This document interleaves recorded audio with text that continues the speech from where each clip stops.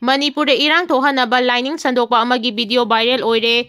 Kuki lalhobasingna India government ta kaidongaida khutlai surrender tawroidabani. Mizoramdagi lining sandokpa mi amana Churchanpurda laktuna miyamda irang thohanabagidamak I hapa wafam kaya phongdokpagi video ama social media da viral oirakre. Magna tha asigi tareta Churchanpurgi tuibongda pangthokpa lininga mari lainaba thawram amada Mizo lolda phongdokiba wafam adu English da subtitle tawduna miyamda khanghanbaga loinana mahaki warol aduna irang mayoknariba Manipurda makhatana irang leihanaba inot hapchili. Video aduda English da subtitle tawriba waroldi Israelgi masasing amasung Kuki army na kaidongaida India government ta surrender tawroidabani aikoigi isorna aikoida pangal thona pibigani. Manipurda hojik thokliba irang asi Bible da yauriba David amasung Goliath ka manai isorna lam amasung masigi lanasti Kuki singda pibani. India government na masibu munanaba honabani haina thangki. Video adugi matangda social media da pirakpa warolda hairiba mi asi Manipurda English singani kulhumdoigi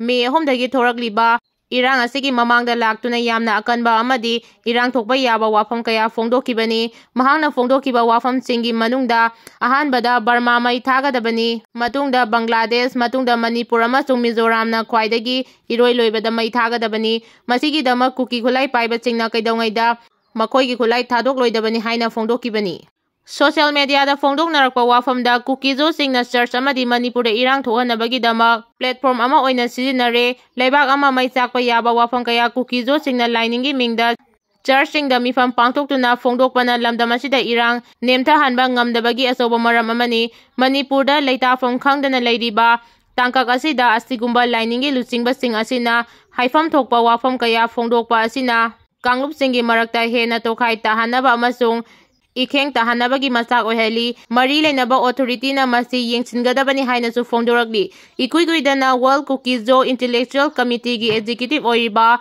Lalboy Naisiel kauba amanasu ikuiguidana aikoina kiduna loidabani maramdi president rule thangkre thauna fana layu na khoigi khulai sing pisinganu amasung karigumba amata government surrender tawganu haikiba leikre hainasu atoba mi amana phongdorakli. Arambai tengol na sakliba wasak tarai ba wasak nate koingamba khuman. Puari yamna sangna laikhraba arambai na sakliba wasak asi tarai ba wasak ama nate haina arambai tengol GHQ gi chief advisor koingamba khuman na phongdokre. Wafam asi arambai tengol unit 46 ki ahanba mapok kumon thauramda saruk yaraduna phongdokibani. Langthabal mathak hairangoi thong makha maibam lekaida pangthokiba thauram aduda All Manipur Maira Paibigi president Thoksom Ramani AT Unit 46 की commander Roki मोइरांगचा social activist Dhanbir Laishram AT Unit 46 CMP Laishram Indrajit AT chief of army कनन CMP AT की deputy chief adviser Laishram Sonamani CMP AT की adviser Ranjit Elangbam अमदी जेनिम्स की former director Laishram Deven सरुयाकी थौरंगा मरी लेनना GHQ की चीफ एडवाइजर कोइंगा मखुमन मखा तारादुना हाय Arambai gi moto di peace and love ni chahi lising hen bagi ning tambagi puari leiba mitai purupu malem dagi mut ki gadawrabadagi amuk hana hingat handuna mitai bu malengi leimai dagi kanaba honabana ahan ba khongthang oiduna arambai amuk hana sapong lakibani puari yamna sangna leikraba arambai na sakliba wasagasti tarai ba wasagna te sakliba wasagasti Lai mayamgi lining tawamadi ibudau pakhang ba panduna sakli bawasagni asuk luraba lai ani panduna sakli bawasagasti kabi amana wahai fazaba kaya hatuna ibanate chahi lising kaya dagi maitegi lanmi singna saklam laba wasagni haiki arambai amana soikiba lankiba kaya lairamba matamda soiriba misagadu chaibiyu ima singna arambai singbu lamjing lamtak piduna asoiba singadu sumthokpiyu ima sing lairambagi arambai lairibani haiba wafam thangki Limitation gi mangoinana NRC hana mapungfana chana hanaba MLA RK imona Union Home Minister da taksin kre. Manipurda delimitation gi thabak paikhatringai mangoinana NRC hana mapungfana chana hanaba amadi atai darkar oiba thabak sing hana mapungfana pangthok pinaba Tagolban Kendra gi MLA RK imona Union Home Minister Amisa dangasi ai baserol ama piduna taksin kre MLA RK imona Union Home Minister da thaki baserol aduda Supreme Court na Manipur yauna state marigi delimitation gi thabak thahungi manungda loisinbiyu piki ba direction taramna oi adumakpu Manipur gi oina hojik aruba phibam ama leibana lairiba issue sing asi delimitation gi maoina na hana solve तौनबा थबक पाइखतबा दरकार ओइ मणिपुरदा हौगिबा चाही अनिरोम असि नेना तादबा फिबम अमदा लैरि हाइबा पुमनमंगना खंगनरिबनी मरम असिना state असिगी ओइना delimitation की थबक पांगथोक्त्रिङै माओइनना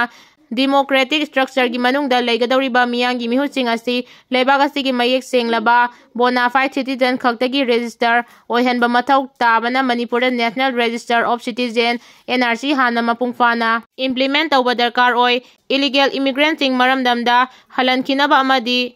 बोक voter सिंग लौथोकनबगी मतंगदा पल्लदुना MLA RK इमोना हाई सेंट्रल गवर्नमेंट इलीगल इमिग्रेंट सिंग मसक खंगदोकनबा थबक हौजिक सेंट्रल गवर्नमेंट लौखलगिबा थबक सिंग तरामना ओई अमदी असेंग वोटर मसक खंगदोकनबगी थबक यारिबा मखै अथुबा मतमदा लोइसिनबा हाना होनबियु इलेक्टोरल रोल दा यारिबा अरानबा वोटर सिंग मसक खंगदोकतुना मखोइबा वोटर लिस्ट दगी लौथोकपियु वोटर लिस्ट दा लाना मियोय कया हापचिलंबगी रिपोर्ट कया लैरी मरम असिना डिलिमिटेशन की माओइनना अरानबा असि हाना चुमथोकपियु हाइनसु यूनियन होम मिनिस्टर की पुनिंग चिंचिनकी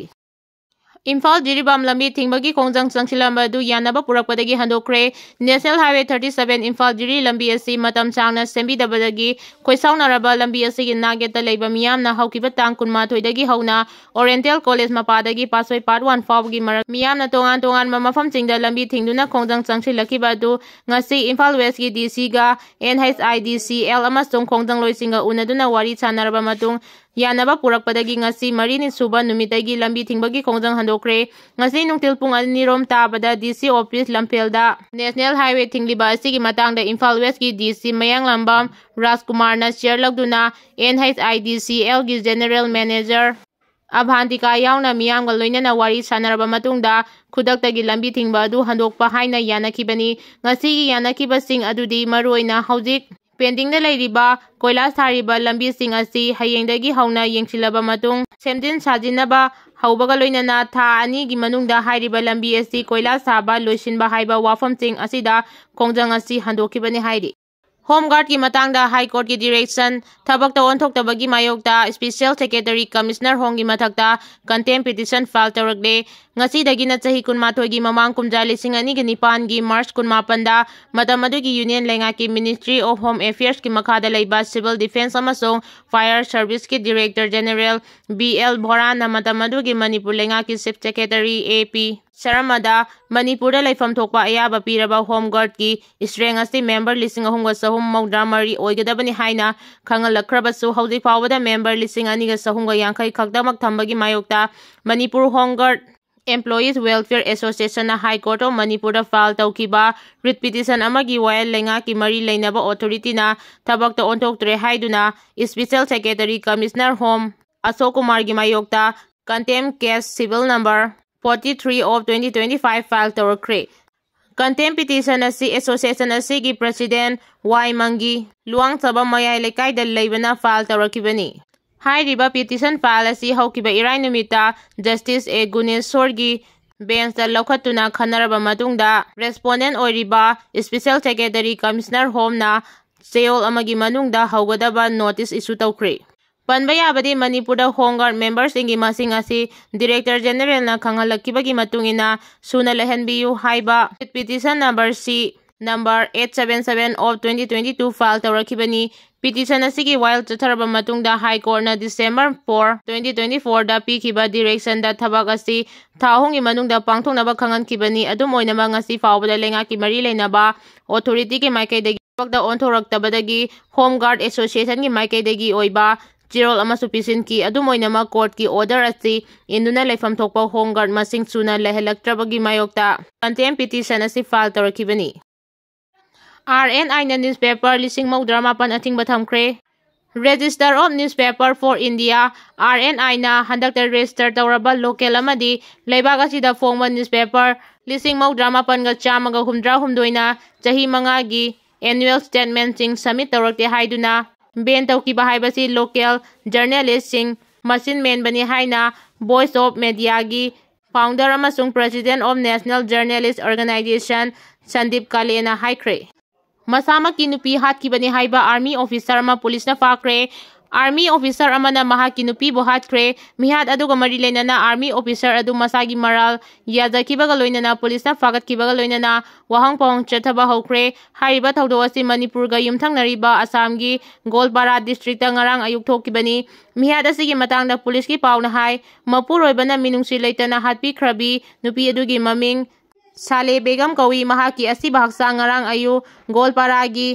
पंचरानाथ की कार अमगी मनुंगदगी फंकिबनी असिबा हक्सांग फंकिबा कार अदुगी रजिस्ट्रेशन नंबर AS01FT 9384 नि हाइरी थौदो अदुगा मरी लेनना पुलिसना मखाताना तिजिनखिबगी थबक चथबदा लेखिद्रबी साले बेगम मपुरोइबा आर्मी ऑफिसर ओइबा